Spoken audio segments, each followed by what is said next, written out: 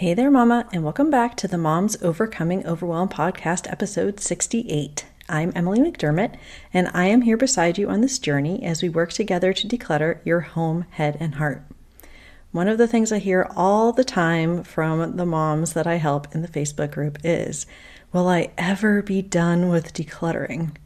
It seems like it's something as a constant activity that their house keeps getting cluttered and it is super frustrating. Well, my guest today, Mary Simpson, has a lot to say on this subject. She is a self-described recovering shopaholic and workaholic turned minimalist after a health scare reminded her we only get one shot at this life and it's not the stuff that matters.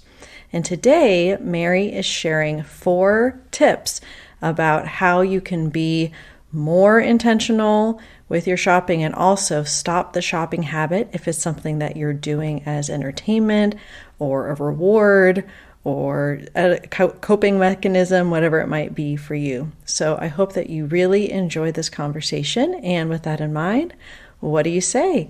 Grab that notebook and pen and let's dive into today's conversation with Mary Simpson. Hey there, Mama. Are you tired of all the stuff crowding your home, calendar, and mind? Do you wish you could say goodbye to the endless to-do list running around in your head? Want to declutter but don't know where to start? You're in the right place. Welcome to Moms Overcoming Overwhelm, where you will find proven and practical solutions to declutter your home, head, and heart. Hi, I'm Emily, a wife, boy mom, and simplicity seeker. I struggled to get pregnant and felt overwhelmed until I discovered decluttering could create the physical and emotional space I needed to become a mom. Now, 2 kids later, I've transformed my life and motherhood by developing simple systems around decluttering, capsule wardrobes, kid stuff, cleaning and tidying, meal planning, time management, and more, and I can't wait to share them with you. If you're ready to reclaim the time and energy you crave, be present with your kids, and finally enjoy the life and motherhood you so deserve, let's kick overwhelm to the curb, shall we? Grab your lukewarm coffee, your notebook and pen, and clear off some counter space. Let's do this. Well, hi, Mary. Thank you so much for coming on the Moms Overcoming Overwhelm podcast. I am so excited to talk to you today.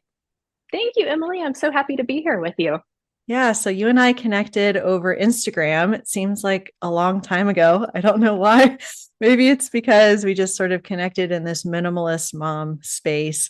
And in the meantime, you have been providing so much guidance and value and support and encouragement to this amazing community that you have grown on Instagram, which is so really amazing. And you and I spoke when I was doing these minimalist mom meetup live things. And Yeah.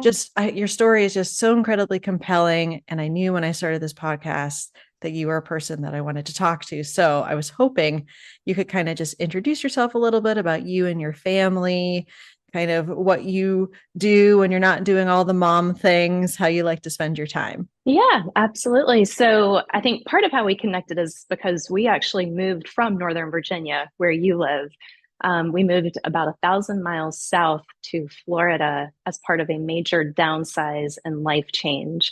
And that was really the beginning of my minimalish journey, depending on how you define it. Some people think it's true minimalism, others do not.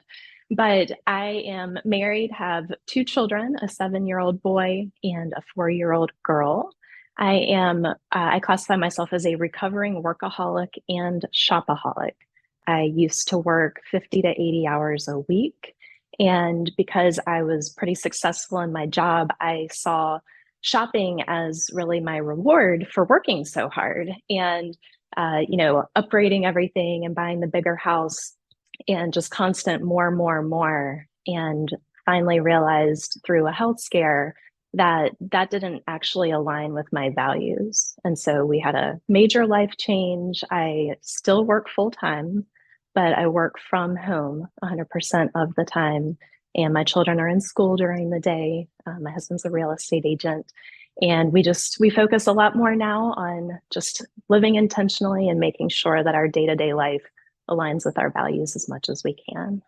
Yes, I love that. And I want to get into a little bit more of your story just because I feel like it's countercultural to desire to downsize, to desire to simplify, to not Yeah. want the more that we are surrounded with. And sometimes it does take that that health scare is sort of that aha moment where you're like, oh my gosh, like something Mhm. absolutely needs to change. And if you could kind of walk us through that, if that is a time where you really felt the most overwhelmed and kind of had that aha, and what was going on and what did you change initially? Because your changes in your life were pretty drastic and pretty They were amazing. And definitely drastic. yeah, I would love for you to share about that.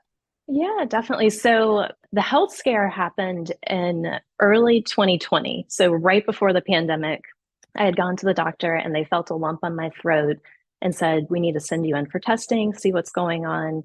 So I went in for the testing, found out that there was a tumor on my thyroid, and they said it was a 90% chance of being cancer. And so, of course, that gets the wheels spinning. I actually lost my mom to cancer when I was only 19. And so that hit really hard to think that I could possibly follow in her tracks. And at the time, I guess my children would have been 2 and 4 during all of this. I'm thinking, what am I doing with my life where I am working constantly? And I did actually love my job. I got a lot of, a lot of fulfillment actually from my job. It was just that I found that I was giving everything that I had to the people that I worked with and to my clients. I was a life insurance strategist. And I knew that I was helping a lot of people, but at the end of the day, I was absolutely exhausted and didn't really have the mental fortitude or the energy to really focus on my family and give them what I wanted to give them, what I felt like they deserved. And so when this health scare happened, it was about 8 months between the time they said there's this lump and then had surgery. And spoiler, it was not cancer. It was like Yay. this miracle. Yeah, it was definitely felt like a miracle. But I had this 8 months to really think about what it was that I was doing. And of course, the world's going crazy. Everybody's experiencing the lockdown and we're all suddenly working from home. I used to be in the car and going all around the DC area day in and day out. And suddenly was working from home. But my husband and I started talking about just making a total life change. And the beach was really what called to us. And, it was one of those things like a lot of people, I think, strive to move to the beach like when they retire, have like a second house at the beach. And we wanted to go all in. Let's just figure out a way to make this work.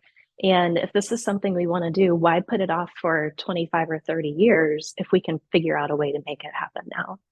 And later that year, it was in December, we had been talking, looking at places, couldn't find just the right spot. Because, of course, with young children, you want good schools.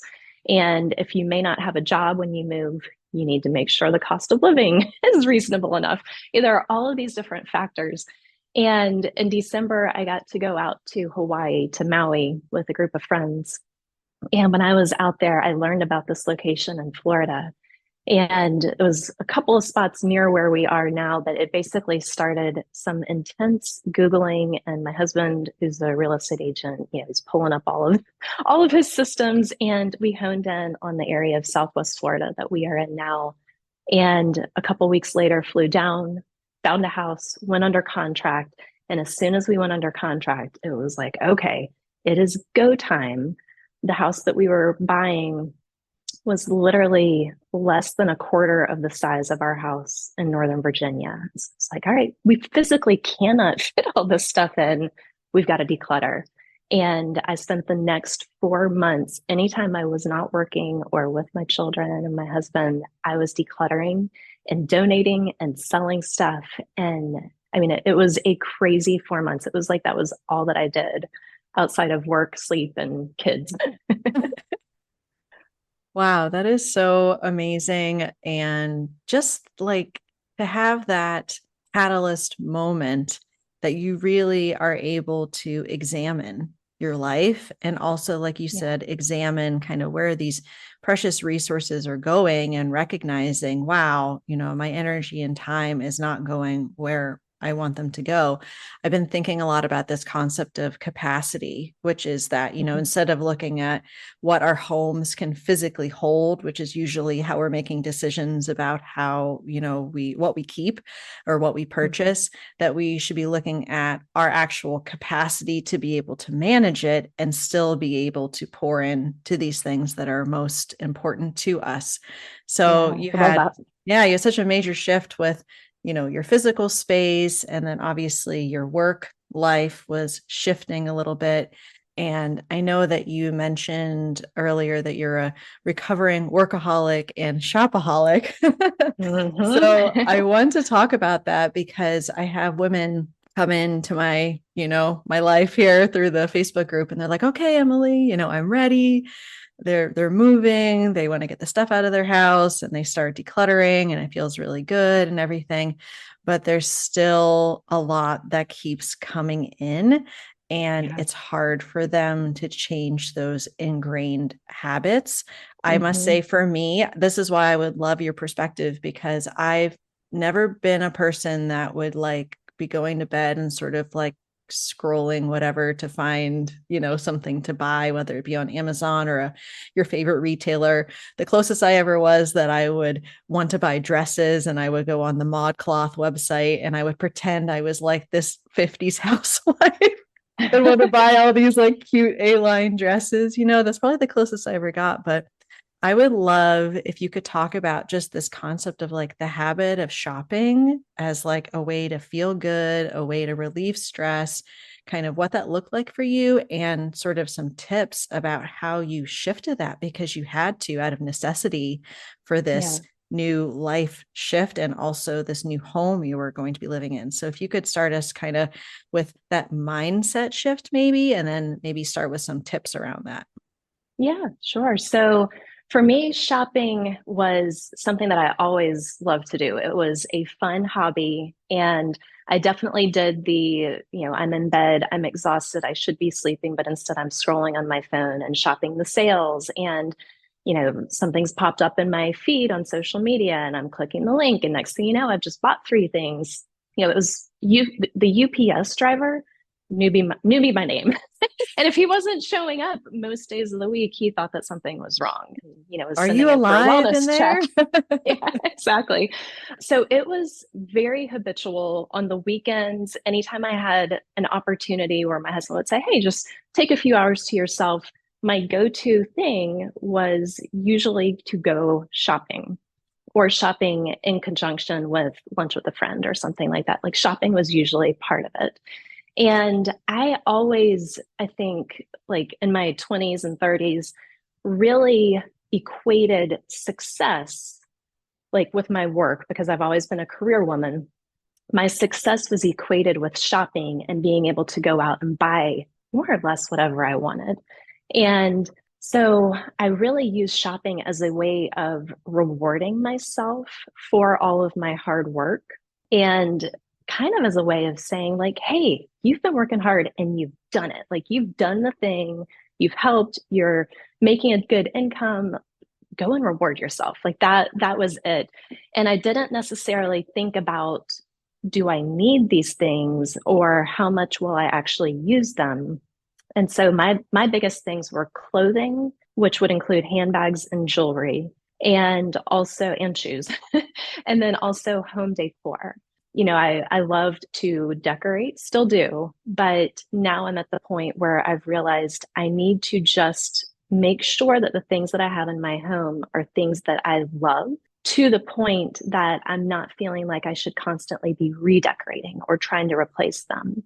And part of my challenge was that when I would get all of these new things, I never got rid of anything. And we had moved into a bigger house because, again, that was part of me doing well with my job. Like, oh, we should get a bigger house. And, we had a baby when we moved into the house. And so it made sense to have more room, I thought. But the more room I had, the more I could store. And it, I didn't realize that there was an issue with me just constantly bringing stuff in and just socking it away, even though I very rarely used so much of it.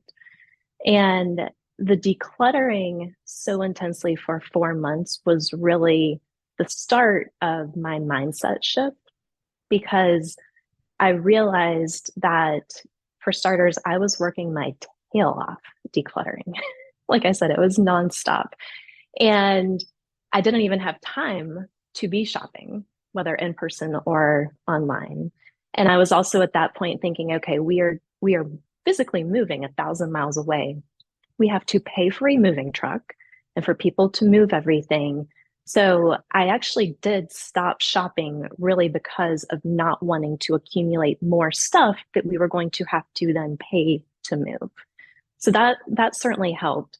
But for anyone who's not moving and not in that mindset shift, I think that it is helpful to do declutter or do some decluttering. And that way you're realizing how much you have. Like you can actually take stock of what you own and you can start to think through, hey, instead of me buying fill in the blank, do I actually have something that I could use and enjoy instead?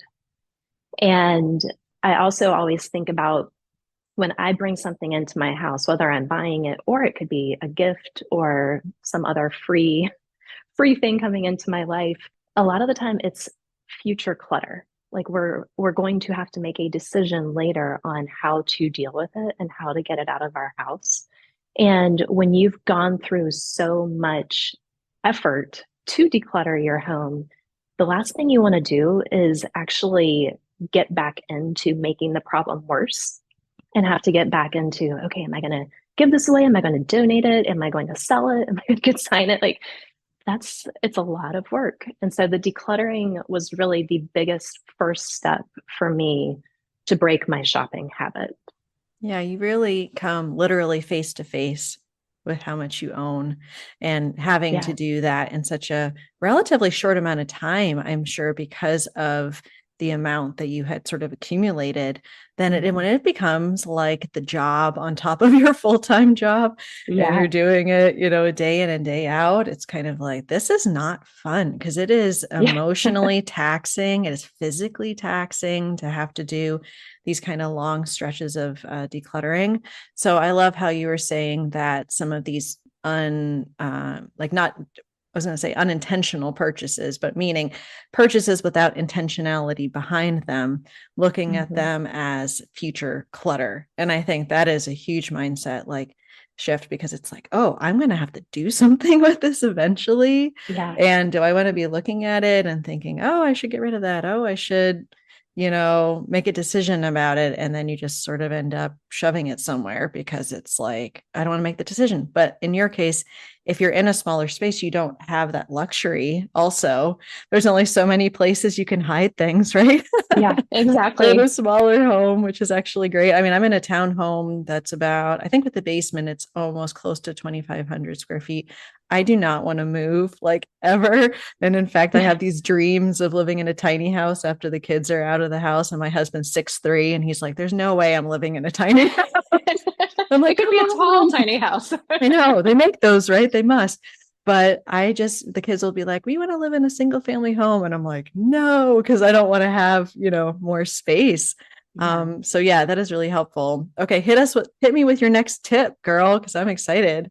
Yeah, definitely. So, once we moved, I'm in this new house. And so I'm like, oh, now I can redecorate. And so I actually started to get back into my old habits. I started going back to Home Goods whenever I would get the chance and Hobby Lobby and, new lifestyle at the beach. I was like, oh, I need to go buy tons of tank tops and shorts and swimsuits, like all the stuff that I already had. Like I actually still needed to declutter further. And so I really paused, and pausing is, I think, one of the best things that we can do. So this is my second tip after decluttering. So push the pause button when you are tempted to buy something that would be considered an impulse purchase, meaning you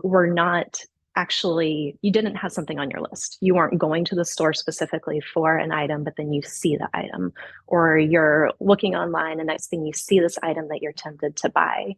And my favorite ways to push the pause button are if it's in person, a lot of the time I'll just take a photo of the object. And usually I'll try to get the price tag in there so I can remember, like, hey, if you really want that item, well, it's $30. Is it really worth it to you?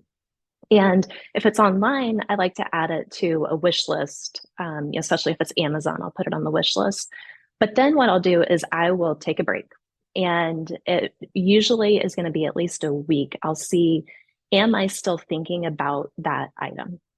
And if it has not popped into my mind, and next thing you know, I'm checking back on my wish list or looking through my camera roll and I'm seeing this item, that's a sign that I really don't actually need it. And it was going to be an impulse purchase. So I'll go ahead and delete it at that time. If I do continue thinking about it, then I run through the questions of, okay, do I really need it or really want it? Where am I going to keep it? Can I use it immediately?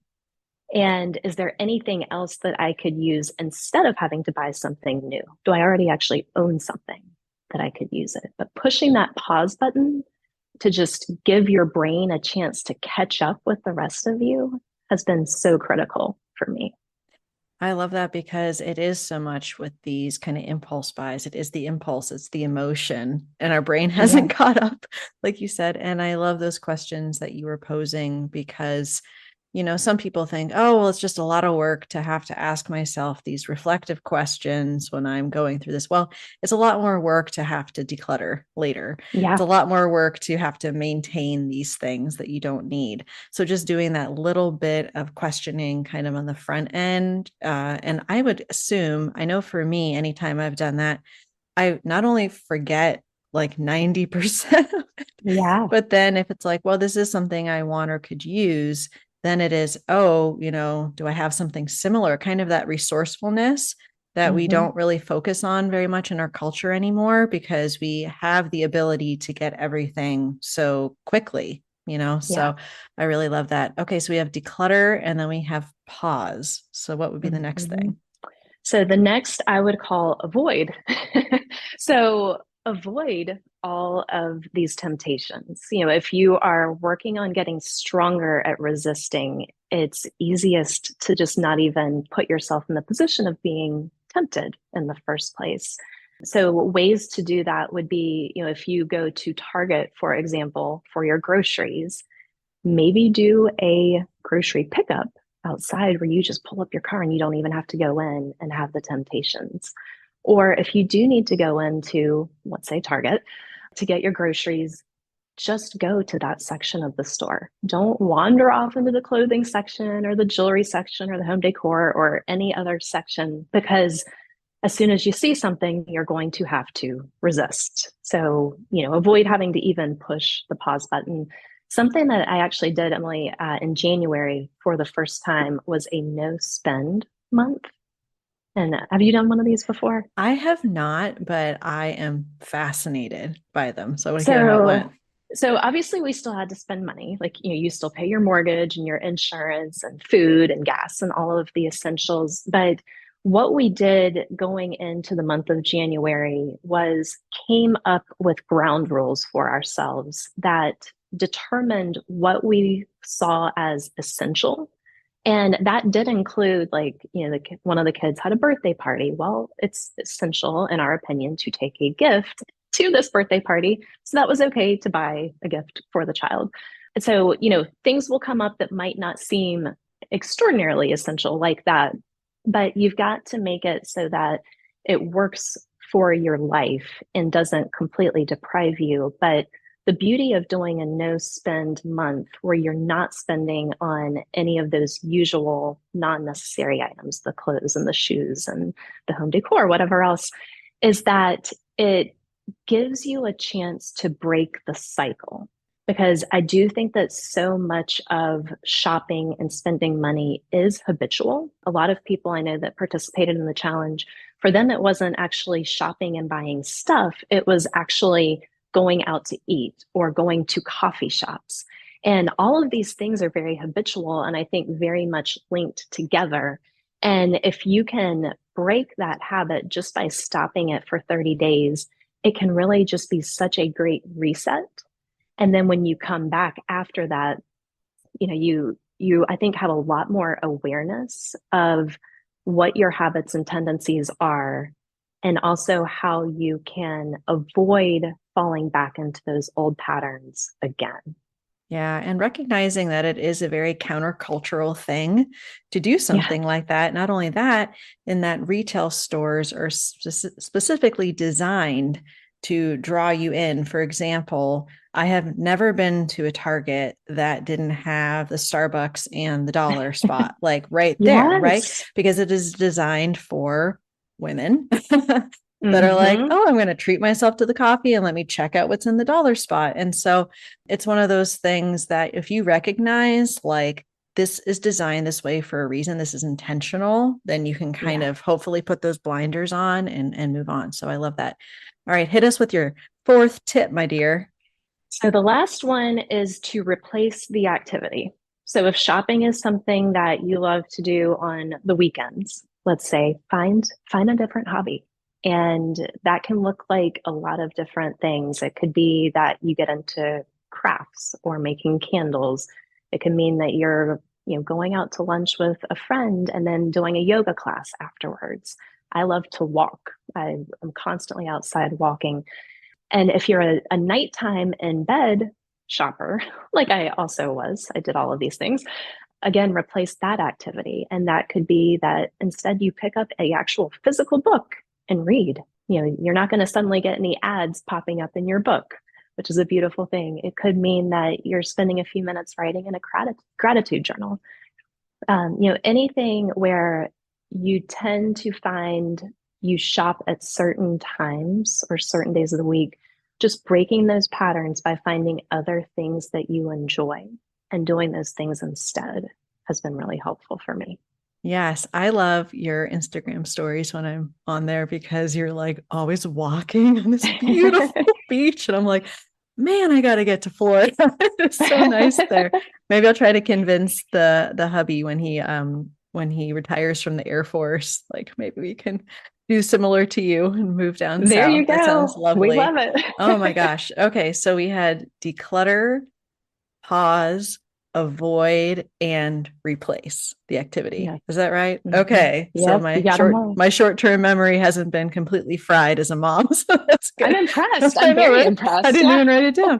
So this was so helpful. I know this is going to bless so many moms that are struggling with that shopping habit and understanding some of these tactical things they can do to replace and to really like be able to shift their mindset around what is truly important and how they're spending their money and time and all of those precious resources. So I'm hoping that you can please let everyone know the best way to connect with you so that they can follow your journey and everything that's going on in your life.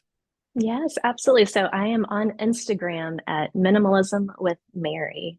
So would definitely love to have everybody come check it out. I've got some highlights specific to breaking the shopping habit. And then, of course, we do lots and lots of decluttering as well. But ultimately, it's all about living more intentionally. Yes, wonderful. Well, thank you so much for being on the show. I really, really appreciate it. And it just was such a pleasure talking to you again. Yeah, always fun. Thank you so much, Emily.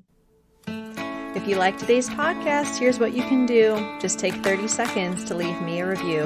I know you're a busy mama. You're overwhelmed, in fact. But 30 seconds of your day makes such an impact. I'll be blessed by your words. They'll definitely make my day. And who knows, you might be entered for this month's giveaway. In Apple Podcasts, scroll down to write a review. Thanks so much for your time. I'm so grateful for you.